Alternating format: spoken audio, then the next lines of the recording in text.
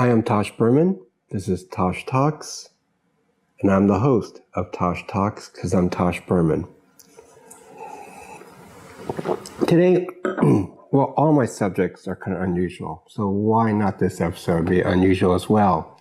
I want to focus on a character, a fictional character by the name of the Joker. I think most of you know who the Joker is.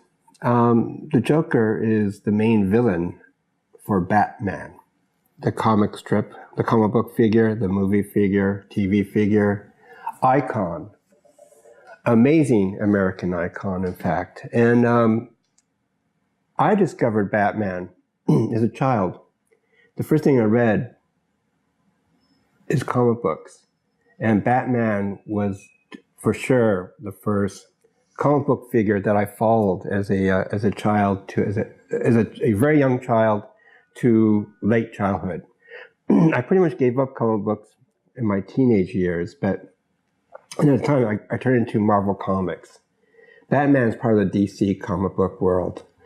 And my interest in Batman as a child was I was really into figures who wear masks. I like the idea that you're wearing a mask not to be someone, but to hide yourself from the outside world. People go on Halloween to pretend they're somebody else, pretending to be another figure. But to me, a mask is more personal. It's more hiding oneself from the public or from people in front of you. And the thing about Batman, that's the thing that appealed to me about Batman. And also as a kid, I love Batman because of the Batcave. And technically the Batcave was Batman's top secret headquarters underneath the Bruce Wayne manor or home. And Bruce Wayne, of course, he's Batman. So this you all know. But the Joker. The Joker is a villain that appeared in the first Batman comic, I think Batman #1, April 25th, 1940. I don't have that issue. Maybe perhaps you do. And he was created or invented by three gentlemen, if they are gentlemen, Bill Finger, Rob Kane, who was actually the inventor of Batman, and another person named Jerry Robinson. And there's a dispute between all three who actually thought of the Joker at first, but I think it's basically a combination of all three. And the Joker was not a serious character in the Batman world. I think it was just for one episode, but it had its own life. And the Joker the appearance of the Joker came from this film called The Man Who Laughs, a silent film made in, I think, like 1926, 1927. And the main figure of The Man Who Laughs is the story of a fellow who was brutally attacked as a child and was forced to have a smile on his face as an act of revenge against the father. It's a melodramatic film. It's not a horror film. But the makeup job on the actor who played the main character is really horrifying looking. His face is totally stretched out. It's always a grin. And that image, over the years, became the main image for the Joker. That's where they first thought of the Joker, as well as the Joker on a playing card. So illustration of the Joker. So as a child, I was really attracted to, I was born in the 50s, so the Joker was very much prominent in the Batman comic world in the 50s. But I really liked the 1940s Joker in Batman because it was very sinister looking. He looked like a clown, a very evil clown, but very, very strikingly scary to me. Joker's a scary figure to me. The cartoon figure of Joker over the years became something else, but the original Joker concept just struck me as a scary figure, of course. And the beauty of the Joker is is his relationship with Batman. He's like the flip of the coin of Batman. If Batman is sort of good, and he's not always good, but in the comic books he was good at this point, the Joker is totally evil, of course. It's the old story, good versus evil, evil versus good. But I've always been attracted to the Joker. I've never been really attracted to Batman, the character. Although I do like the fact that he wore a mask, and he's a bat. That sounds kind of interesting or cool. And he lived in the Batcave, or he worked in the Batcave. But the Joker struck me as a more interesting character, because usually villains are more interesting than heroes, always the case, pretty much. But the Joker always had a strong pull for me throughout my life.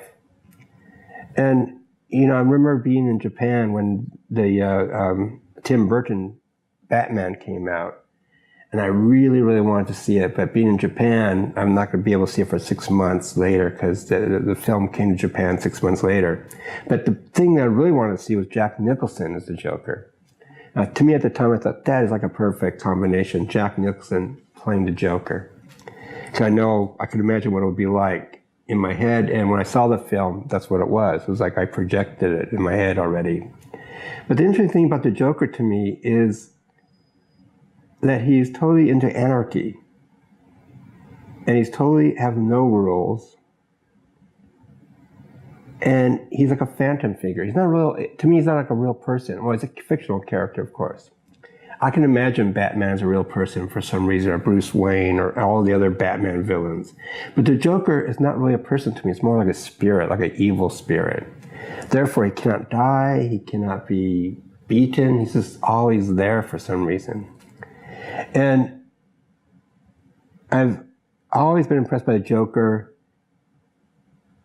even a fan of the Joker of sorts, because I sort of understand his presence, I think, more than anything else. And at this point, I don't think of the Joker as a comic book character. I think of him as a great fictional character. And the fact that he sort of looks like a clown, and I think that would be people's first impression, that he's sort of like an evil-looking clown. Clowns generally are scary to me as well. I cannot actually go up to someone dressed up as a clown and talk to them. Not out of the absurdity of it, but out of fear. I fear clowns. I don't like clowns. I find them very creepy. So therefore, the Joker is a very creepy figure because he looks like a clown, but he goes beyond that. So why does the Joker exist in Batman, or why does he exist so strongly in my life? In a way, the Joker is sort of my guidance to the outside world of my life. It explains a lot of things to me, and I think the Joker is his presence, because he is just totally into anarchy. He has no plans, and if he does plan, of course, it's always evil. But the fact is, he has no interest in material goods, really, except for his clothing. He's a dandy. And that's another thing what I find the Joker appealing, is his dandyism. He's always well-dressed. Usually it's the purple suit that he's sort of famous for over the years. But beyond that, he's a person who's totally attuned to the way he looks, even though he's ugly, because he has that grin on his face. He is a permanent grin. He makes it up, or he dandifies his shortcomings.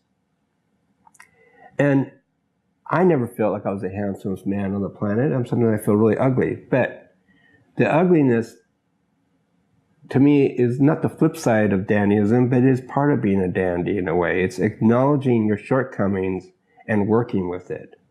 And the Joker has many shortcomings, mostly mentally. I think he's a mental case. But the sense of clothing and his sense of style and his intelligence is very, very prominent and very important to me. And one of the best Jokers I've seen was Heath Ledger's role in The Dark Knight, the recent Batman films made by Christopher Nolan. And overall, I don't like those films at all. I only like the Joker scenes. I'm not interested at all. I mean, really, if the Joker is not in the scene, I can't even remember the movie.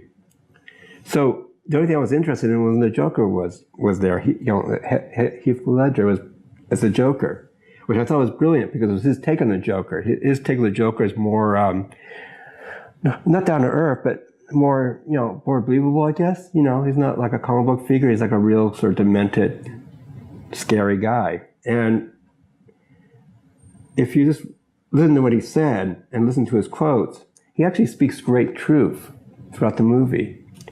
Of all the people in that film, he's the most logical person. He's the most logical person there because he deals with the illogic of the world. There's people who pretend they're logic in an illogic world, but it's totally not logical. Batman dresses up as a bat, for God's sake. He dresses up like a giant rodent. That's stupid. I mean, that's not... Anyway, that's what that is. That's illogical, but he's trying to be logical because he's for justice, he's for some type of right and wrong. But the Joker realizes that's totally wrong. I mean, that you can't be logical in an illogical world. So the Joker realizes we live in an illogical world, and to expect him to be logic in this world is totally absurd. It's impossible. Now, the thing about the Joker in real life is he's a terrorist. But a terrorist without a plan. He just likes to destroy. He likes to blow up buildings and kill people. Is that illogical? That he likes to do stuff like that? Logically, no, because logically buildings should be used to live, to work. The beauty of the architecture, the beauty of the history of the building, it's not logical to tear that building down. Yet we have wars where we do destroy buildings. All of us, every culture, we destroy buildings and lives. And somewhere down the line, the Joker intellectually recognized the absurdity of that pretense of a world in order. The Joker represents a world not in order. And he's sort of the spokesperson for that role, where he does not accept. Well, no, he accepts that world. He accepts it as being a logical world. And therefore, the Joker is really, of all the characters in Batman, and one of the great characters in fiction, is the logical one. The Joker's take on the world is very logical. And that is the scary part. Because you realize what he says, there's a touch of truth, or there is truth.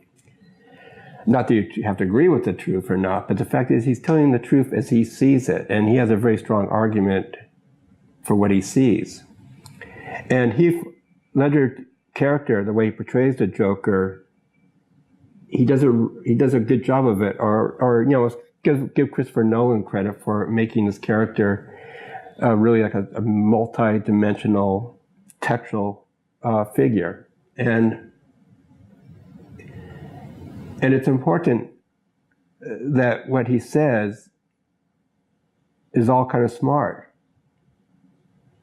He doesn't do stuff out of cruelty for cruelty's sake. He does it because it's a moment of now, and the now he has to just enjoy that moment. He just enjoys destroying. He doesn't care about money.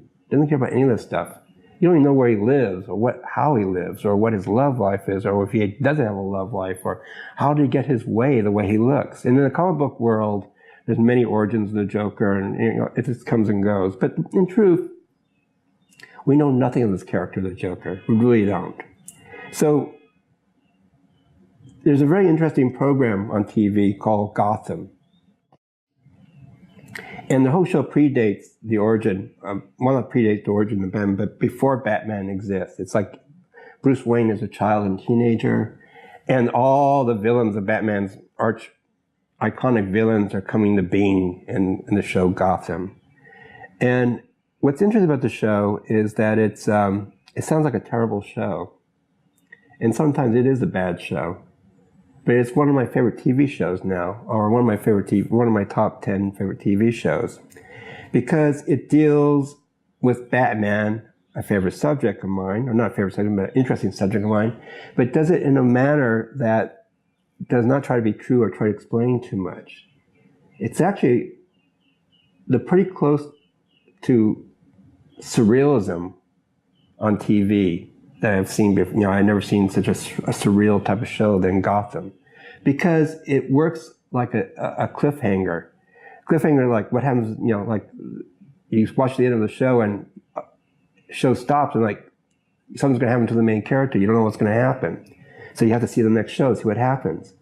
And I get the impression that the writers of Gotham, haven't the foggiest idea what the next episode is going to be. They just do it, and then they have drinks at night and going, oh God, we got to think of this, what we're going to do in the next episode. So a lot of the show has this totally, here's the word, illogic aspect to it. The Christopher Nolan Batman is logical because it presents itself a beginning, a middle, end. Gotham does not have a beginning, a middle, or end. It's totally one mayhem incident after another mayhem incident that's totally ridiculous. The plotting is so, on one term, it's terrible. But it's not terrible in a camp way. It's actually a very profound terrible. Terrible is good, illogical. And one of the great characters, of course, in Gotham is not Batman or the Riddler or Commissioner Gordon, but of course, the Joker. The thing about the Joker, I didn't know this till recently. I mean, they don't tell you what's happening in the show, like all the characters, you have to presume a lot over time. But it seems like Gotham is not allowed to use the name the Joker, because DC movies, which is different from DC TV, has the rights to the Joker, and there's going to be more Joker. As you know, there's more Jokers. Suicide Squad, I think that's the name of that terrible movie. But anyway, Joker's going to live on in the movie world. The TV version of Gotham's Joker, and it's played by a guy named Cameron Monaghan, is incredible. His face is amazing. And I'm not going to tell you the plotting of the story, because it's too contrived and it takes too long and not that interesting to talk about in that sense. But what is amazing is Monaghan's characterization of quote unquote the Joker is like pitch perfect. He's really a great actor. I think he's like 24 years old, and he's just has red hair, and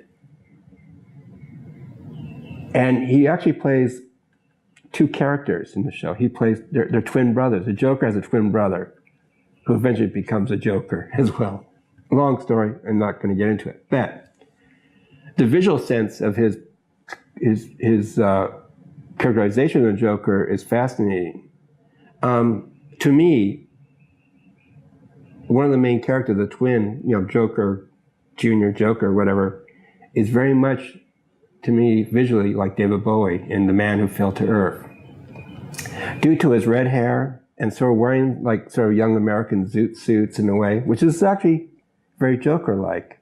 And perhaps Bowie in the 70s were thinking a little bit of the Joker, but I never thought of it till, well, right this second in front of the camera. But if you watch Gotham, like now, and you see him as the Joker or the Joker's twin brother, it's very much, I think, based on David Bowie, The Man Who Fell to Earth period, with the wide brim hats, the sunglasses, lipstick.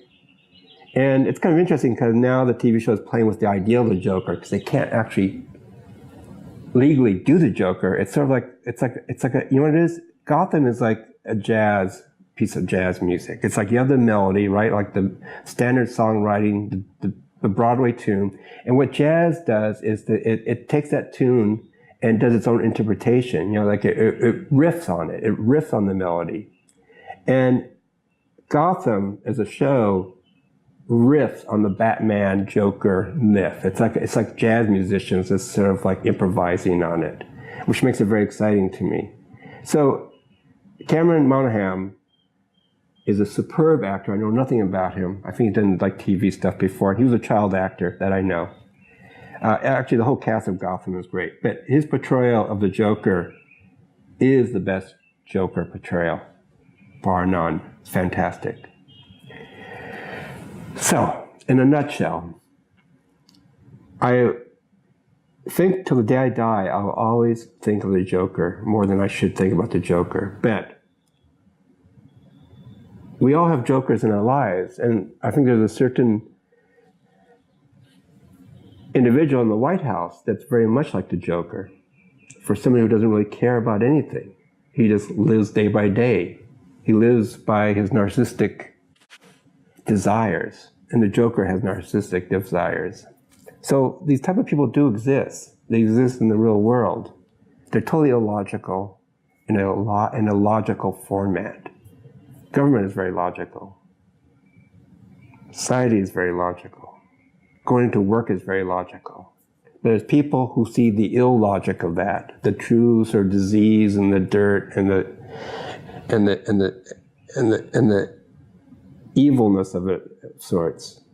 And the Joker is basically a mirrored reflection of stuff that people don't talk about in the world. And that is why the Joker is so appealing to me. And maybe you as well.